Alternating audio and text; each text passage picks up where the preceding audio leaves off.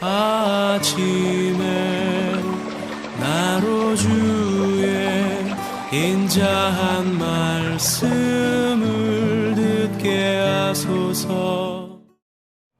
성도 여러분 안녕하세요. 토요일입니다.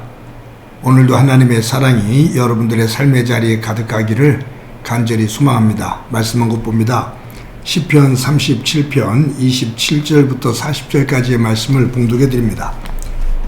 악에서 떠나 선을 행하라. 그리하면 영원히 살리니 여호와께서 정의를 사랑하시고 그의 성도를 버리지 아니하심이로다. 그들은 영원히 보호를 받으나 악인의 자손은 끊어지리로다. 의인이 땅을 차지하며 거기서 영원히 살리로다.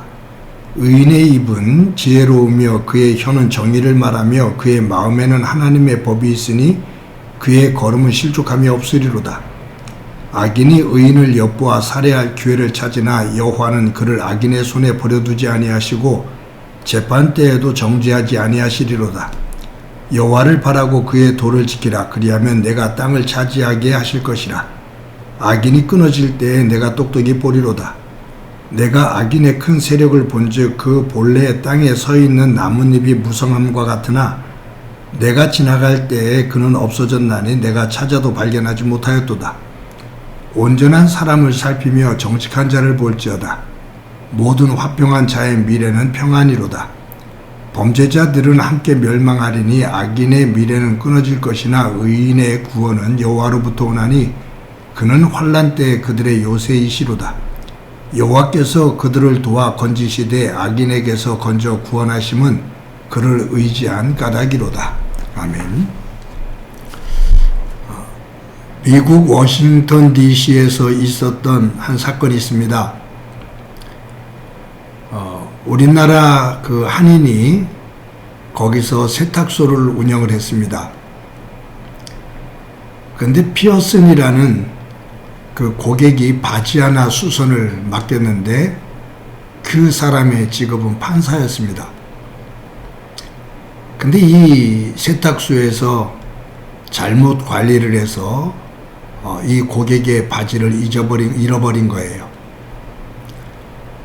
수선비는 $10였거든요. 근데 바지를 잊어버렸으니까 배상을 해야죠.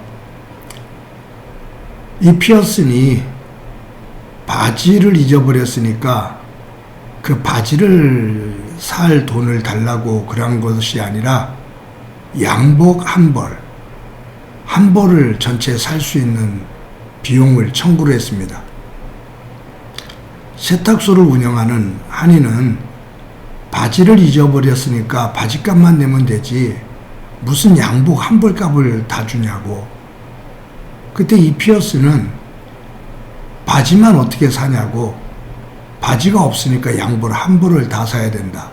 그때 그 양복 한 벌이 그 얘기로는 $1,500라고 그래요. 그러니까 지금 우리 환율로 하면 한 200만 원 정도 좋은 양복이죠.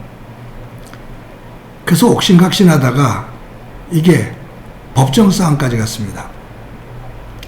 2005년 5월에 시작해서 2년 동안에 걸쳐서 이 재판이 진행이 됩니다.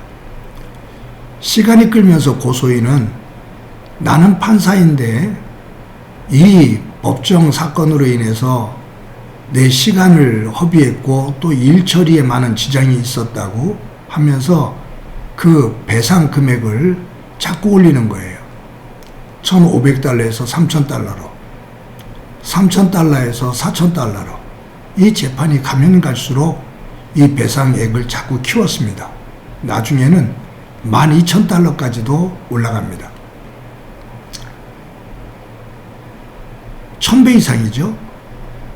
그런데 급기야는 이 마지막 소송에서 이 고소인은 얼마까지 요구하냐 하면 $6,500만. 굉장하죠. 지금 우리나라 돈으로 한 1,300원 정도의 환율로 계산한다면 한 600억 정도의 금액입니다. 이게 말이 안 되죠.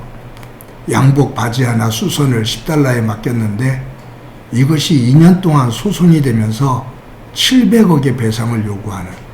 그러니까 이 고소인도 참 못됐죠.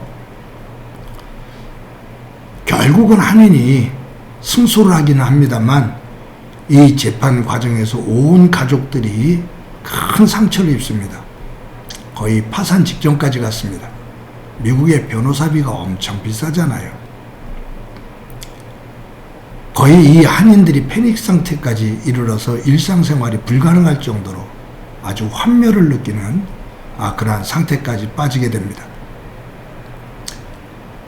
여러분, 어떤 모습에서 보면 우리는 아주 사소한 일, 작은 일에 감정이 얽혀지게 되면 죽기 살기로 싸워요.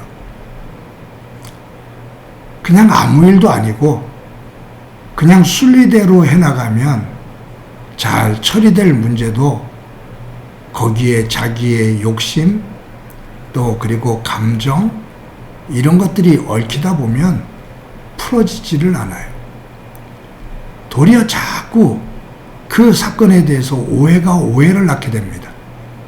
또 자기의 뒤틀린 감정에 의해서 상대방과 그 사건을 더 자꾸 왜곡시키면서 격한 감정의 끝으로 그렇게 몰아가서 자멸하기도 하고 함께 공멸하기도 하고 하는 그러한 지경에 이릅니다.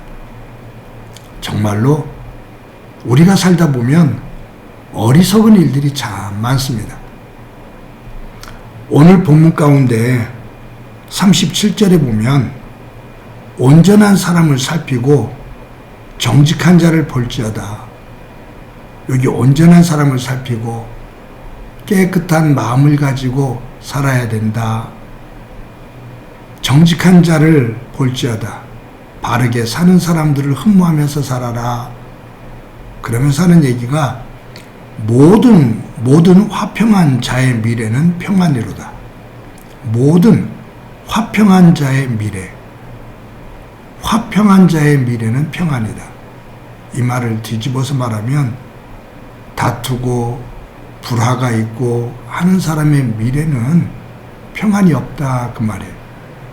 불안하다, 그 안에는 초조함이 있고 다툼이 있다, 그 말이죠. 화평하게 살기가 참 어렵습니다. 결코 쉽진 않습니다. 화평하려면 서로 조율할 수 있는 그런 성숙함이 있어야 됩니다.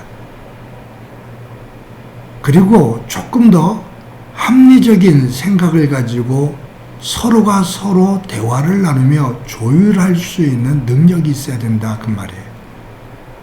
그리고 어느 순간에는 누군가 한 사람이 자신의 생각을 조금 접어줄 수도 있어야 됩니다. 그렇지 않고 막무가내로 자기의 것만 주장하다 보면 거기에는 화평이 있을 수가 없습니다. 화평이 없는 곳에는 다툼이 일어나죠. 그곳에는 평안이 없다, 그 말이에요. 사랑하는 성도 여러분, 오늘도 하루를 살아갈 때 우리들 조그만 감정, 조그만 이익, 조그만 어떤 편리함, 이런 것들 때문에 내 삶 자체가 요동을 치는, 우리의 관계가 요동을 치는 어리석음이 없기를 바랍니다. 오늘도 내 마음을 잘 다스리고 삶의 자리에서 일어나는 일들을 하나하나 하나님이 주시는 지혜를 가지고 잘 다듬어 세우고, 무엇보다도 더불어 살아가는 이들과 함께 화평한 가운데 저와 여러분의 미래가 평안한, 하나님 안에서 평안한 샬롬이 있는 그러한 삶을 만들어 갈 수 있는 지혜로운 하루의 삶이 되어지기를 간절히 소망합니다. 한번 기도합니다. 하나님, 오늘도 우리에게 귀한 날 주신 것 감사합니다. 아주 사소한 말과 감정에 휘둘리다 보면 우리의 평안이 무너지고 화목과 화평이 깨어져 다툼과 또한 불안함이, 분노가 우리를 삼키게 될 때가 있는데 저희들 하나님 안에서 내 마음을 잘 다스리며 삶의 자리를 잘 다스려 사소한 것들로 인해 우리의 삶의 가시가 되어지고 고통이 되어지는 일이 없도록 은총 베풀어 주옵소서.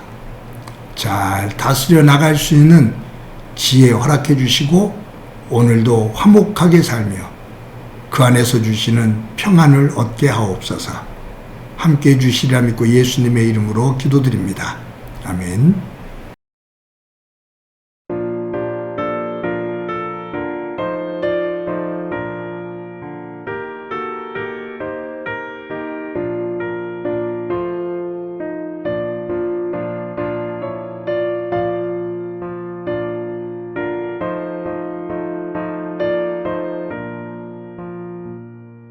주